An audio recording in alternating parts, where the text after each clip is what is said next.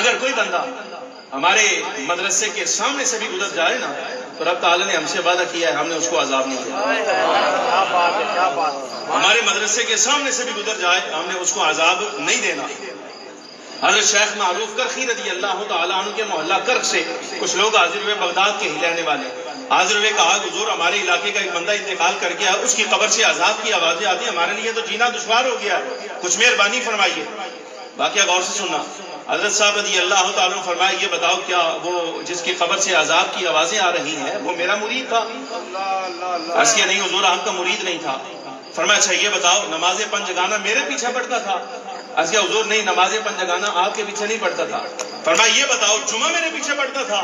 عرض کیا حضور پتہ نہیں جمعہ بھی آپ کے پیچھے کوئی نہیں پڑھتا تھا۔ اچھا چلو اتنا بتا دو کہ وہ میرا مرید نہیں تھا، نماز پنجگانہ میرے پیچھے نہیں پڑھتا تھا، جمعہ اس نے میرے پیچھے نہیں پڑھا، بس اتنا بتا دو کہ اپنی ساری زندگی میں کبھی میرے مدرسے کے سامنے سے گزرا تھا؟ کبھی میرے مدرسے کے سامنے سے گزرا ہے؟ تو کہا گیا جی حضور ایک بندے نے اٹھ کر گواہی دی میں نے دیکھا کہ وہ زندگی میں ایک مرتبہ آپ کے مدرسے کے سامنے سے گزرا تھا۔ حضرت سرکار بغداد رضی اللہ تعالیٰ نے ہاتھ اٹھائے دعا کی اے الہی تو نے وعدہ فرمایا تھا میرے ساتھ کہ جو بندہ میرے ساتھ نسبت رکھنے والا ہو چاہے میرے مدرسے کے سامنے سے بھی گزر جائے تو قبر میں عذاب نہیں دے گا۔ مالک یہ میرے مدرسے کے سامنے سے گزرا ہے دعا فرما کے ہاتھ میرا، فرمایا جا کر خبر لو اس کی قبر کی۔ آپ تو آوازیں نہیں آ رہی، آپ تو خوش باش ہے کہ نہیں؟ اب وہ بات سمجھ آ رہی کہ نہیں آ رہی؟ یہ اللہ رب العالمین جل وعلا کی عطا ہے سرکار بغداد رضی اللہ تعالیٰ عنہ کے لیے، اور ہم پر یہ اللہ رب العالمین کا احسان ہے ہمیں سرکار بغداد رضی اللہ تعالیٰ عنہ کے نام پر یہاں جمع کیا ہے۔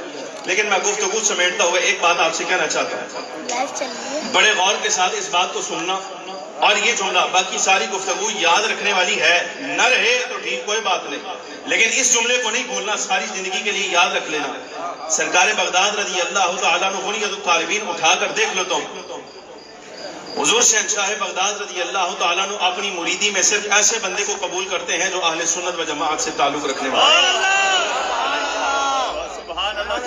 مسئلہ سمجھ آ گیا کہ نہیں؟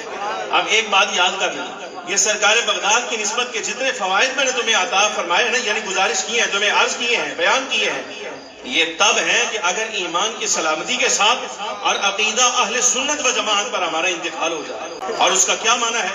وہ معنی یہ ہے مثال کے طور پر حضرت امام الانبیاء صلی اللہ علیہ وبارک وسلم کو اللہ کا آخری نبی آخری رسول مانے، یہ سرکار بغداد کا عقیدہ ہے، نمبر ایک۔ نمبر دو، سرکار بغداد کا عقیدہ یہ ہے کہ انبیاء کرام علیہ السلام کے بعد ساری امتوں میں سب سے افضل اللہ رب العالمین جل وعلا نے جن کو ظاہری طور پر اور باطنی طور پر مقام عطا فرمایا ہے وہ حضرت سیدنا صدیق اکبر رضی اللہ تعالیٰ عنہ۔ بھائی بات سمجھ آ رہی کہ نہیں آ رہی؟ یہ یاد رکھنا کہ سرکار بغداد کا عقیدہ ہے۔ پھر حضرت صدیق اکبر رضی اللہ تعالیٰ عنہ کے بعد سب سے اعلیٰ شان جن کو اللہ نے عطا فرمائی ہے وہ حضرت سیدنا فاروق اعظم عمر بن خطاب ہے، پھر ان کے بعد حضرت سیدنا عثمان غنی ہے، پھر ان کے بعد مولا علی شیر خدا رضی اللہ تعالیٰ عنہ ہیں۔ یہ خلیفہ بھی اسی ترتیب پر ہیں اور افضل بھی اسی ترتیب پر۔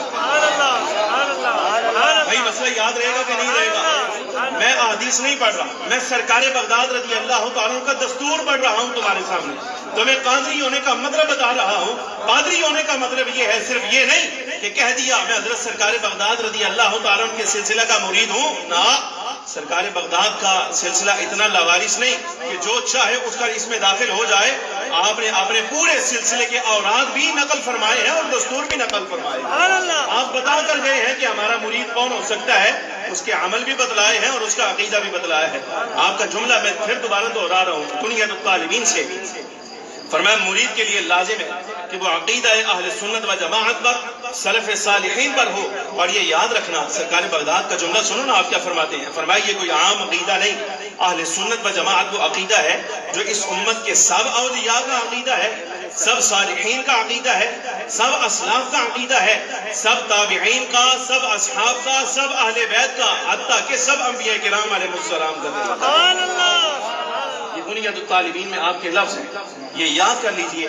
حضرت سرکار بغداد رضی اللہ تعالیٰ نے ایک منشور مرتب کیا ہے، ایک آپ نے دستور مرتب کیا ہے، اگر کوئی بندہ اس منشور اس دستور کی پابندی کرتا ہے تو وہ قادری ہے، لیکن اگر اس دستور سے باہر چلا جائے، اس منشور سے باہر چلا جائے، تو وہ بندہ حضور سرکار بغداد رضی اللہ تعالیٰ عنہ کے غلاموں میں نہیں رہتا.